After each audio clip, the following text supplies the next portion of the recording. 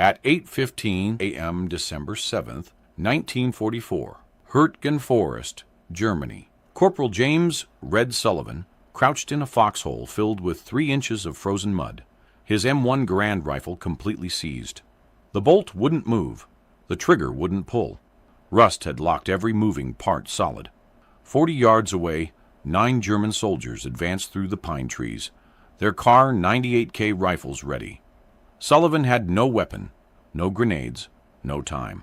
In the next 48 hours, this same broken rifle would kill every one of them and change how the U.S. Army thought about weapons maintenance forever. But that morning, all Sullivan could do was stare at the useless piece of metal in his hands while his squad mates died around him. The M1 Garand was supposed to be the finest battle rifle in the world. General Patton called it the greatest implement of battle ever devised. 8 pounds of walnut and steel, semi-automatic, .30-06 caliber, capable of accurate fire to 500 yards. American industrial might made tangible. Every GI carried one into Europe with the confidence that comes from technological superiority. The rifle had one fatal weakness. It hated water. More specifically, it hated the combination of water, cold, and the carbon-heavy lubricants the Army issued in 1944. Red Sullivan learned this the hard way. He was born in 1922 in Butte, Montana, where his father worked 3,000 feet underground in the copper mines. The Sullivans lived in a company house on Mercury Street, 3 rooms for 6 people, walls so thin you could hear your neighbors breathing. Red's father came home every night covered in rock dust, coughing that miner's cough that turned wet and bloody around age 45. Red watched his old man die slowly from silicosis when he was 16. He swore he'd never go underground. Instead, he became a mechanic. Butte's altitude and winter cold were hell on car engines. Red spent his teenage years in drafty garages, learning how metal behaved when temperatures dropped below zero.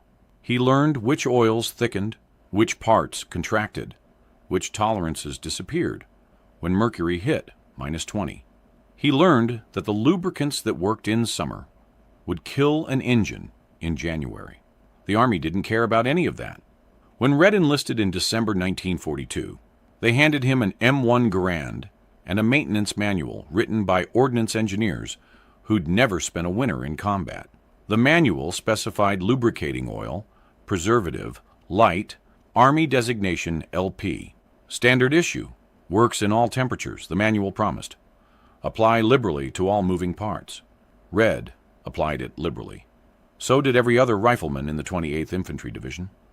By November 1944, when they entered the Hurtgen Forest, men were dying because of it. The Hurtgen was 70 square miles of hell. Dense pine forest, steep ravines, logging roads turned to mud. It rained constantly. When it didn't rain, it sleeted. When it didn't sleet, it snowed. Temperatures hovered between 28 and 35 degrees Fahrenheit. Cold enough to freeze water, warm enough to create it constantly. The trees were so thick that artillery bursts in the canopy rained wooden shrapnel down on troops below. The Germans had spent months fortifying every trail, every clearing, every approach. The 28th Division entered the forest on November 2nd.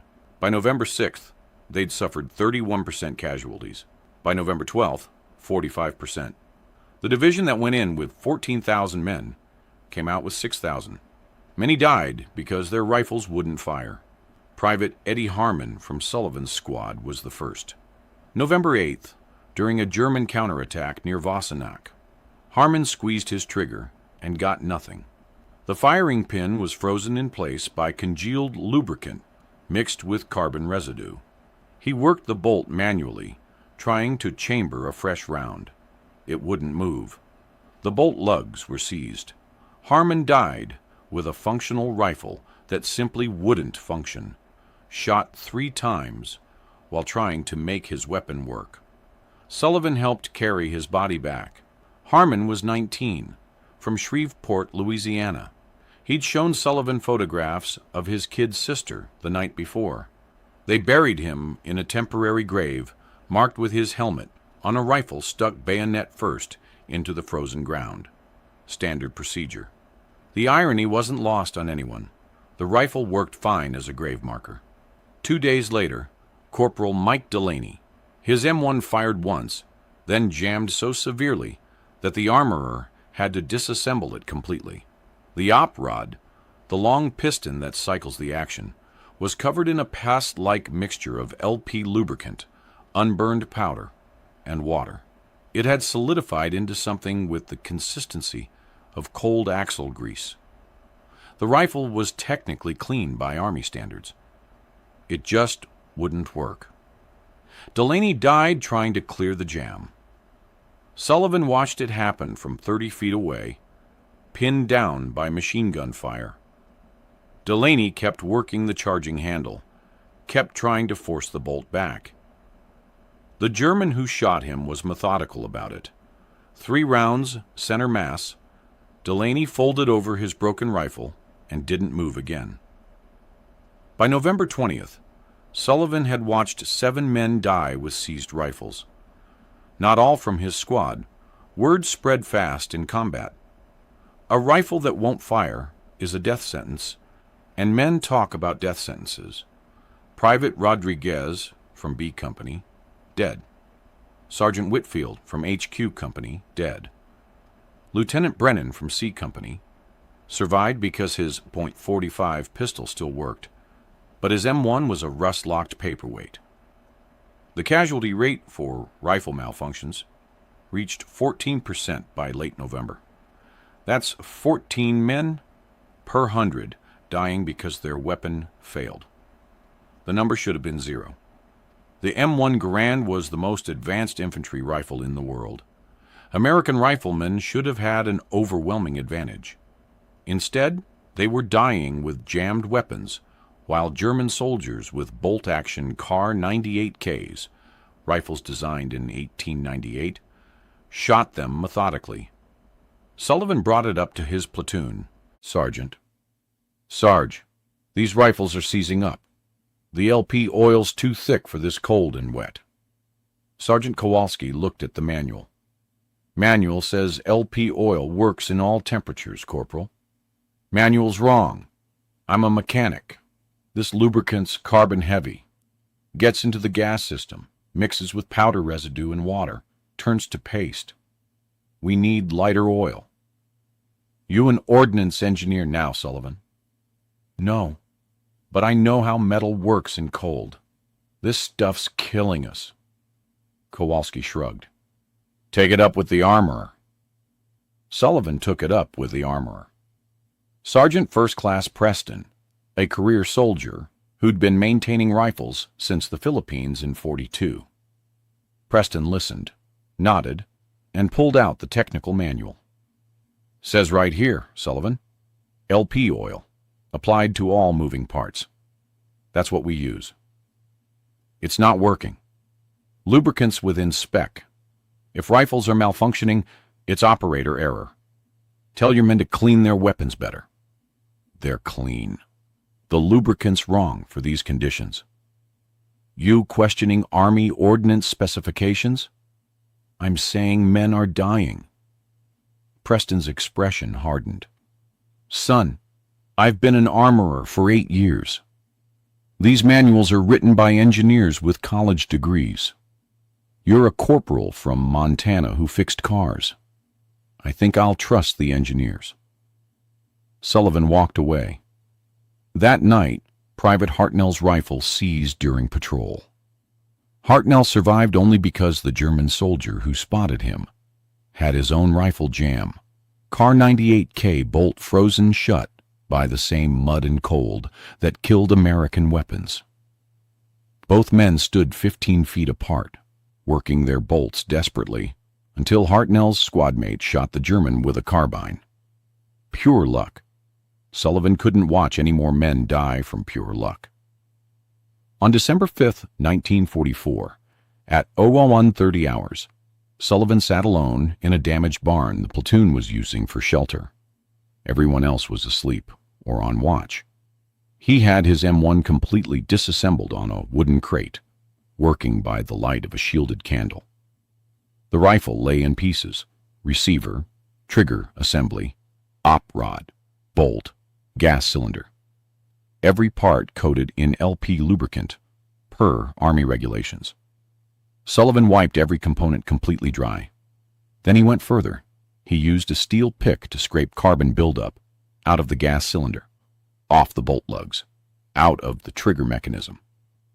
The carbon was hard as stone, baked onto the metal by hundreds of rounds fired. It took him 40 minutes to remove it all. His hands cramped from the cold and the repetitive scraping motion. Then came the forbidden part. He'd been thinking about this for 2 weeks, ever since Delaney died. The problem was simple. LP lubricant was designed for temperate climates. It contained heavy petroleum distillates that thickened in cold. When mixed with carbon and water, it created a paste that immobilized moving parts. The solution was equally simple: don't use it. But the manual was explicit. LP lubricant on all moving parts. Failure to properly lubricate was a court-martial offense, destruction of government property. An M1 Garand cost 85 bas, about 2 months' pay for a corporal. Run a rifle dry, ruin the action, and the Army would bill you for replacement, plus court-martial you for negligence. Sullivan stared at the rifle parts. He thought about Harmon, Delaney, Rodriguez, Whitfield, Brennan, and 3 others whose names he knew. He thought about the men who'd die tomorrow, or the day after, because nobody would break the rules. He reached for a different solution. In the corner of the barn, he'd found a damaged jerry can that had held motor oil for the unit's jeeps. He poured a small amount into his canteen cup. Motor oil, lightweight, petroleum-based, designed to flow at low temperatures. Mechanics used it in Montana winters because it didn't thicken. It wasn't approved for weapons. The manual didn't even mention it. Using motor oil in an M1 Garand was like using transmission fluid in a wristwatch. It wasn't explicitly forbidden because nobody imagined anyone would be stupid enough to try. Sullivan took a small rag, dipped it in motor oil, and applied the thinnest possible coating to the bolt lugs, just enough to prevent metal-on-metal contact. He did the same for the op rod rails, the hammer, the trigger sear.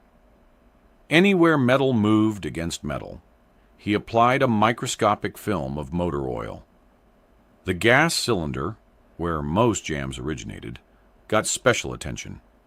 He coated the inside with motor oil, then wiped it almost completely dry, leaving only a molecular-thin layer. Too much oil in the gas cylinder would foul the action. Too little would let carbon buildup seize the piston. He aimed for the minimum necessary. Total lubrication, perhaps 1/10 what the manual specified. He reassembled the rifle. It took 8 minutes. The bolt cycled smoothly, smoother than it had in weeks. The trigger broke clean. The safety clicked into place with precision. The rifle felt different in his hands. Lighter, maybe? More responsive. Sullivan chambered a round, ejected it, chambered another. Perfect function.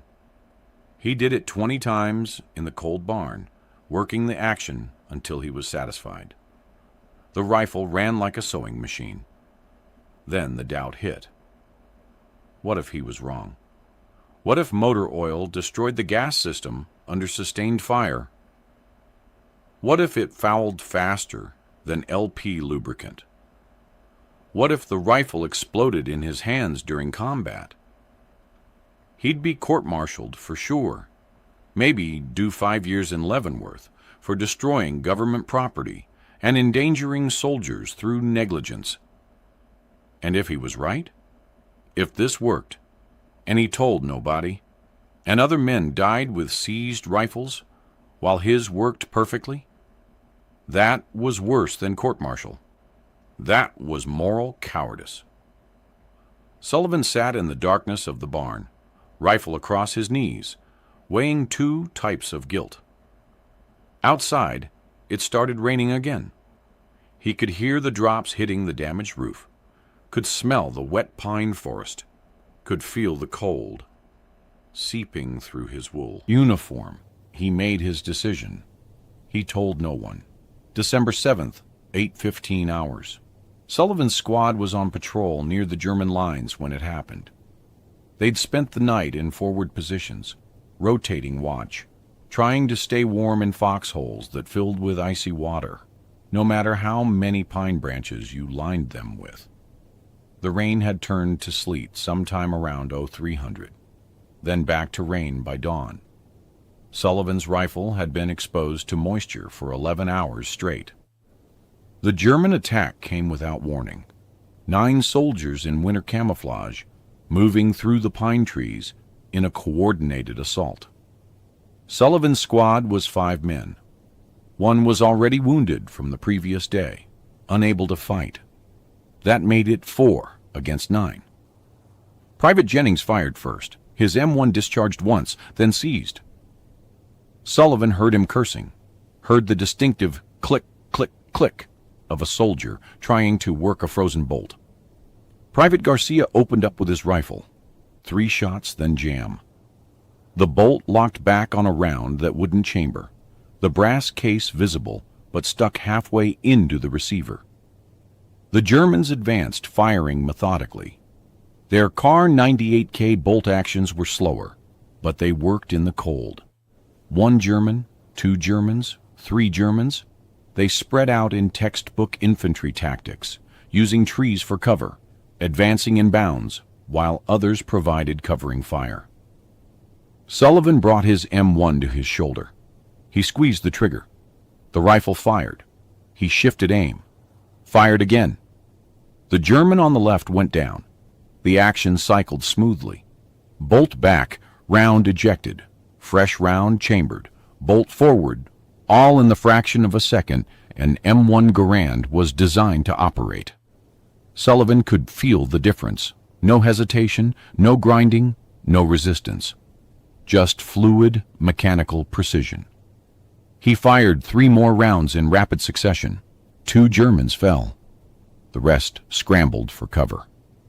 Sullivan's squad mates were still fighting their jammed rifles. Jennings had managed to clear his jam and fire twice before it seized again. Garcia had given up and drawn his knife, preparing for close combat. The Germans tried to flank. 4 moved left, 2 moved right. 3 provided covering fire from behind thick pines. Standard Wehrmacht infantry tactics. They thought they were facing a broken squad with malfunctioning weapons. Easy targets. Sullivan tracked the flanking movement on the left. The Germans moved in bounds. 1 soldier advanced while 3 covered, then switch. They were 60 yards away, 50 yards, 40. Sullivan let them close to 30 yards. Then he opened fire. The M1 Garand in semi-automatic mode fires as fast as you can pull the trigger, practical rate around 40 rounds per minute for an experienced rifleman. Sullivan fired 8 rounds in 10 seconds. The distinctive ping of the en-bloc clip ejecting echoed through the forest. He reloaded in 2 seconds. Another clip of 8 rounds. The Germans on the left flank stopped advancing. 2 were down, definitely. 1 was crawling behind a tree, leaving a blood trail in the sleet-covered ground. The 4th had gone to ground completely. The Germans on the right flank hesitated. That hesitation was fatal. Sullivan shifted his aim, fired 4 rounds into their position. 1 German stumbled backward, hit in the shoulder. Another didn't move again. 15 seconds of sustained fire, 15 rounds expended. 5 Germans down, 1 wounded, 3 pinned. The 3 Germans providing covering fire broke and ran. Sullivan tracked them through the pine trees. Moving targets 70 yards, obscured by branches and sleet. He led the first runner, squeezed the trigger. Miss, adjusted, fired again. The German fell. He swung to the second runner, fired twice, hit once. The German kept running, but his gait changed. Leg wound, not fatal. The third German made it to cover. Sullivan's rifle was empty. He reloaded his last clip. 8 rounds remaining. The fight was over. 5 Germans dead, 1 wounded, and crawling away, 3 retreated. Sullivan's rifle had fired 23 rounds in approximately 40 seconds without a single malfunction. Every other M1 Garand in his squad had jammed within the first 5 rounds. Private Jennings stared at Sullivan's rifle like it was holy relic. "How's your weapon still working?" Sullivan looked at the M1 in his hands. Smoke rose from the barrel. The wood stock was slick with rain. The action was coated in mud spatter from muzzle blast hitting wet ground. The rifle should have jammed 10 rounds ago. "I don't know," Sullivan lied. They held position for another hour, waiting for German reinforcement that never came. Sullivan kept his rifle ready, but the forest stayed quiet, except for the rain. When they finally pulled back to company lines, Sergeant Kowalski met them at the CP. "Heard you got into contact. What happened?" 9 Germans. They retreated. We got 5 confirmed. Your squad's weapons? Jennings and Garcia both had jams. Rodriguez was already wounded. It was mostly me. Kowalski looked at Sullivan's rifle. "Your M1 worked." "Yes, Sergeant." "The whole fight?" "Yes, Sergeant." "How many rounds?" 23. Kowalski picked up Sullivan's rifle, worked the bolt. It cycled smoothly. He peered into the receiver, examining the mechanism. It was filthy from sustained fire, carbon buildup, powder residue, mud spatter, but the action moved freely. "You do something different with maintenance?" Sullivan met his eyes. "Just cleaned it good, Sergeant." Kowalski held his gaze for a long moment. Sullivan could see him processing the implications. If Sullivan had modified the rifle in violation of regulations, that was court-martial territory. But if Sullivan's rifle was the only one that worked when every other M1 in the forest was jamming, maybe regulations weren't working. "Show me," Kowalski said. "Tonight, after chow. Show me exactly what you did." Word spread fast in combat. By evening, 6 riflemen from other squads showed up at Sullivan's position, asking about his rifle. By the next morning, Sullivan had given the same explanation 14 times. Strip the rifle completely, remove all carbon buildup, apply the thinnest possible coating of motor oil instead of LP lubricant. "Where do we get motor oil?" Private Hernandez asked. "Supply has jerry cans for the Jeeps. Motor oil, 10 weight. Use that." "Armorer's going to have our asses." "Armorer doesn't have to know. You want a working rifle, or you want to follow regulations?" Hernandez took the motor oil. So did Private Davidson, Corporal Meyer, Private First Class Wong, Sergeant Lewis, and 9 others whose names Sullivan didn't catch in the darkness. They worked on their rifles by candlelight in barns and cellars and foxholes, stripping weapons down to component parts, scraping carbon, applying forbidden lubricant. No paperwork, no official authorization, just soldiers trying not to die. December 9th, B Company got into heavy contact near Grosshow. 15 riflemen with motor oil-modified M1s. Their rifles worked. The rest of the company's rifles, standard LP lubricant, jammed at the usual rate. The disparity was so obvious that the company commander noticed. Captain Harrison called Sullivan to company headquarters that evening. "Corporal Sullivan, I'm told you've been modifying rifles." Teaching better cleaning techniques, sir. Using unauthorized lubricants. Sullivan said nothing. Harrison leaned back in his chair. He was 31, from Philadelphia, a lawyer in civilian life. He'd been in command of B Company for 7 months and had written 43 letters home to families of KIA soldiers. 14 of those deaths involved weapon malfunctions. The manual specifies LP lubricant, Harrison said. Using motor oil violates maintenance protocols. That's destruction of government property. Court-martial offense. Yes, sir. How many men have you taught this to? I don't know, sir. Word spreads. Your rifle fired 23 rounds without malfunction, in combat conditions, where every other M1 jammed within 5 rounds. That's documented.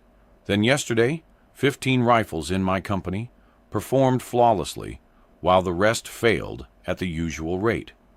Those 15 all belong to men you instructed. Also documented.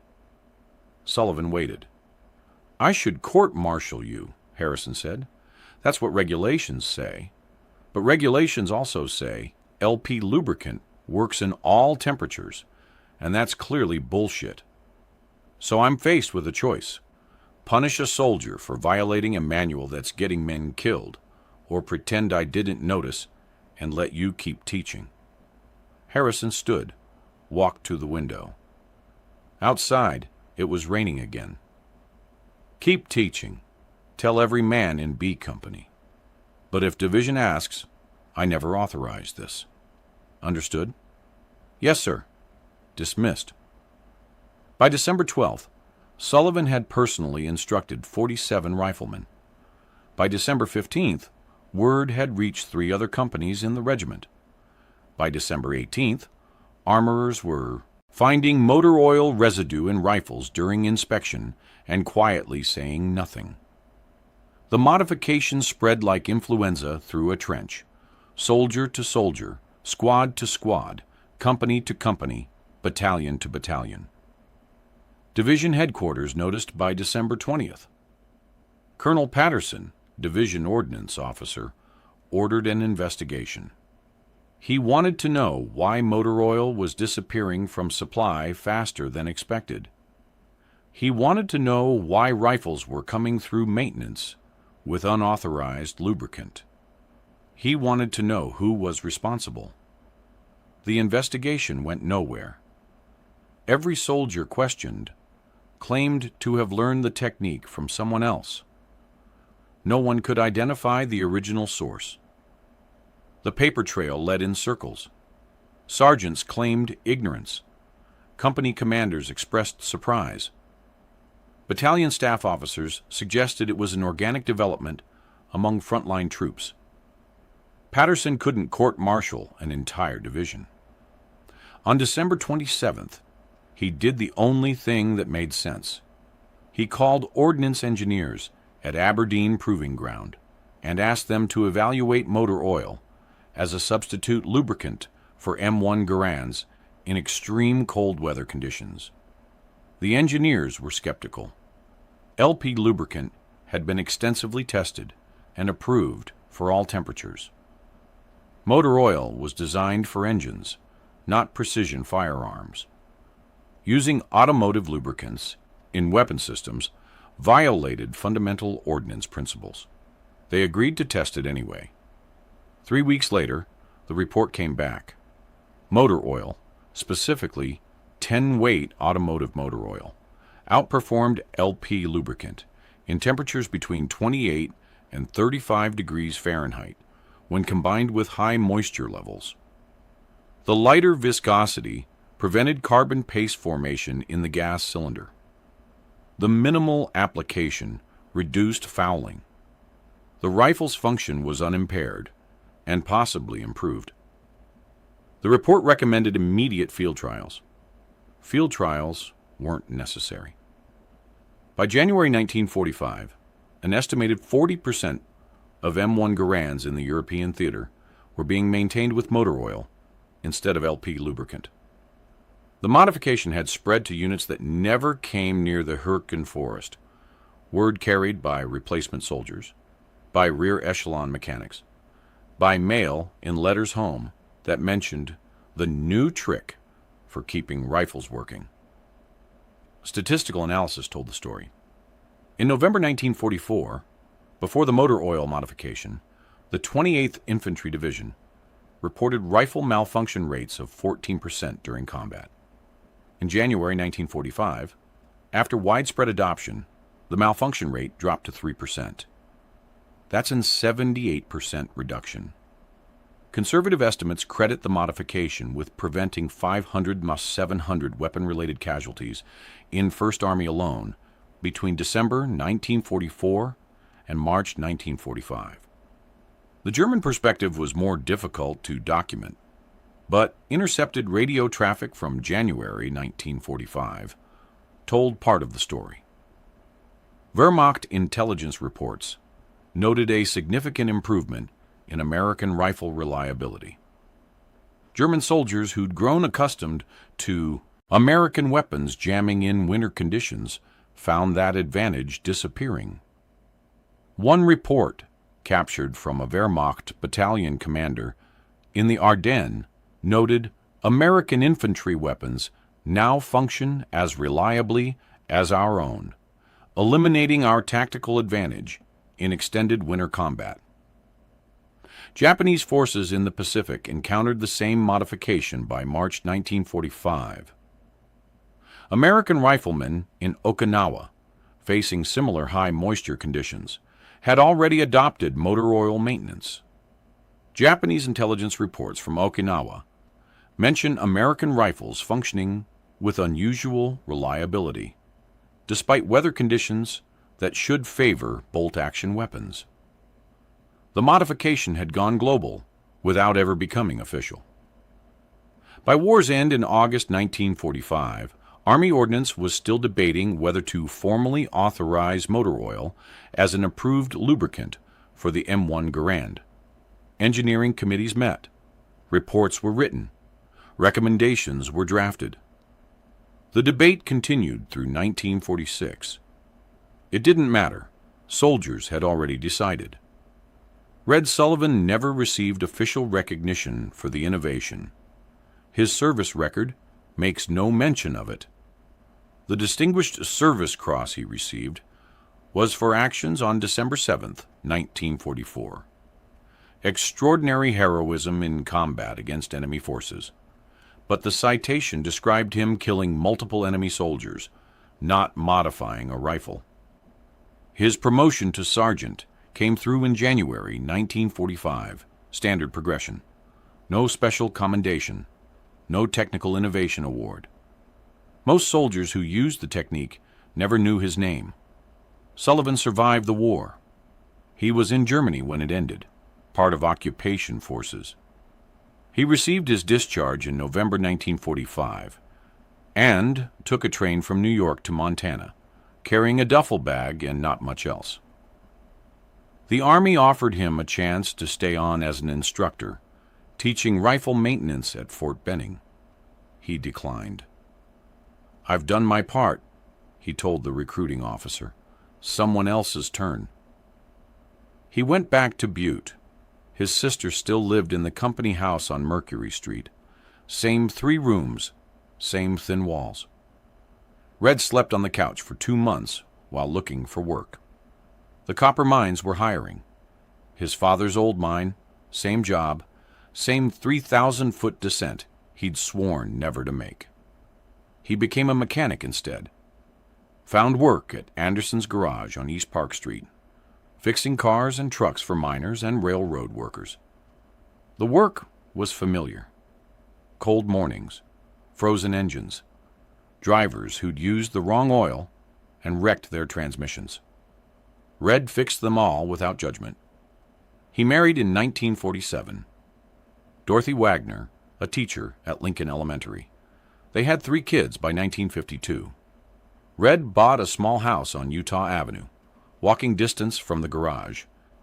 He never talked much about the war. Once a year, on December 7th, Red would get a phone call. sometimes from Jennings, sometimes from Garcia, sometimes from Sergeant Kowalski. They'd talk about the weather, about their families, about work. They'd talk about anything except that morning in the Hurtgen Forest. They didn't need to. They'd been there. That was enough. Red died in 1987, age 65, in Butte. Heart attack, working under a car, at Anderson's garage. His obituary in the Montana Standard was 3 paragraphs. One sentence mentioned his military service. Sullivan served in the U.S. Army during World War II, earning the Distinguished Service Cross for Valor in the European theater. Nothing about rifles, nothing about motor oil, nothing about innovation. His widow donated his footlocker to the Montana Historical Society. Among the contents, discharge papers, his DSC citation, photographs from Germany, a worn copy of FM 23.5, the M1 Garand Field Manual, and a small notebook with handwritten maintenance procedures.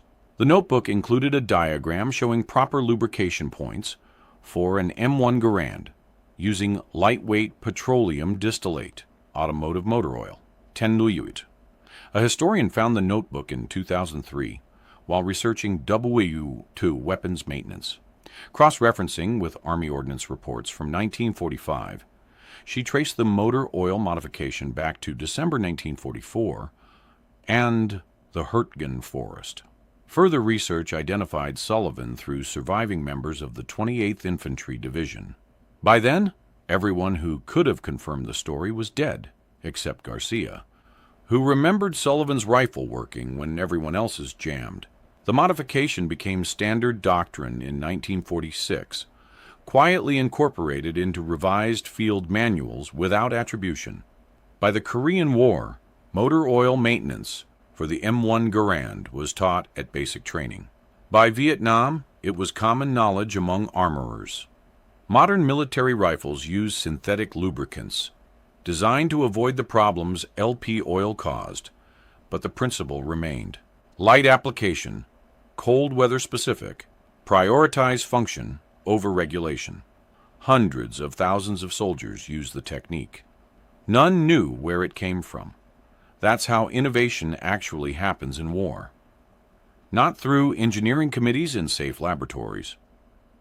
Not through field manuals written by people who've never been shot at. Through a corporal from Montana who'd watched his friends die with jammed rifles and decided regulations weren't worth another life. Through soldiers teaching soldiers in the darkness between firefights, passing knowledge that might keep someone alive tomorrow.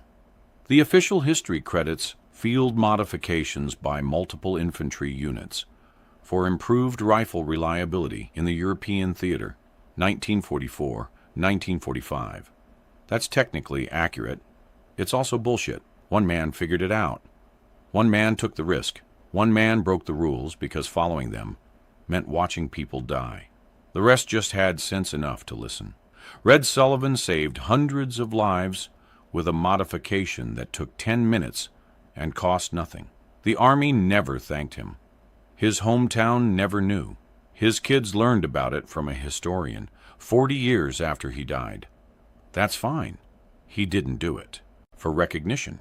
He did it because someone needed to, and nobody else was willing.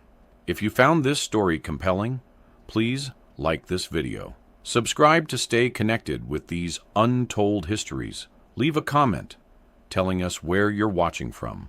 Thank you for keeping these stories alive.